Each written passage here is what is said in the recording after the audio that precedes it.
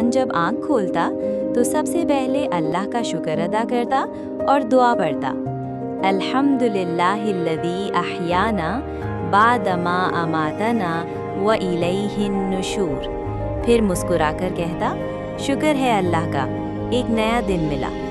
अयान बिस्तर से उठकर अपना बिस्तर ठीक करता, फिर वो मुँह हाथ धोता, ब्रश करता और आईने में देखकर कहता, वाह, मैं तो बिल्कुल साफ सुथरा लग रहा हूँ। इसके बाद अयान अपने अब्बू के साथ नमाज पढ़ता। उसे नमाज पढ़ने में बहुत मज़ा आता, क्योंकि वो जानता था कि नमाज अल्लाह से बात करने का तरीक़ा है। नमाज के बाद अम्मी ने नाश्ता तैयार किया। अयान हमेशा बिस्मिल्लाह पढ़कर नाश्ता शुरू करता और खाने के बाद दुआ पढ़ता। अम्मी कहती, शाबाश मेरे बेटे, तुम बहुत नेक बच्चा हो।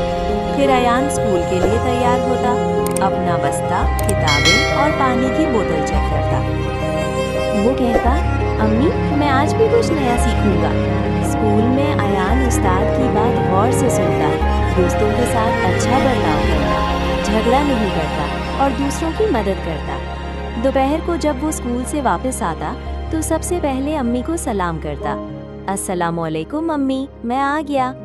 अम्मी मुस्कुराकर जवाब देती, वालेकुम अस्सलाम मेरे प्यारे अयान।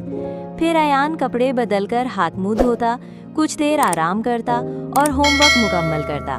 शाम को वो थोड़ा खेलने बाहर जाता, लेकिन हमेशा वक्त पर वापस आता। खेलने के बाद वो अम्मी के साथ कुरान सुनता या कहानियाँ पढ़ता। रात के खाने के वक्त अयान सबके साथ बैठकर खाना खाता। वो हमेशा कहता, अल्लाह का शुक्र है, हमें इतना अच्छा खाना मिला।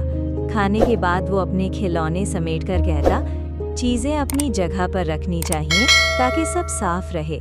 फिर अयान सोने से पहले दुआ पढ़ता, अल्लाहुम्मा बिस्मिका अमूतु व अहया, और कहता, अल्लाह हाफिज़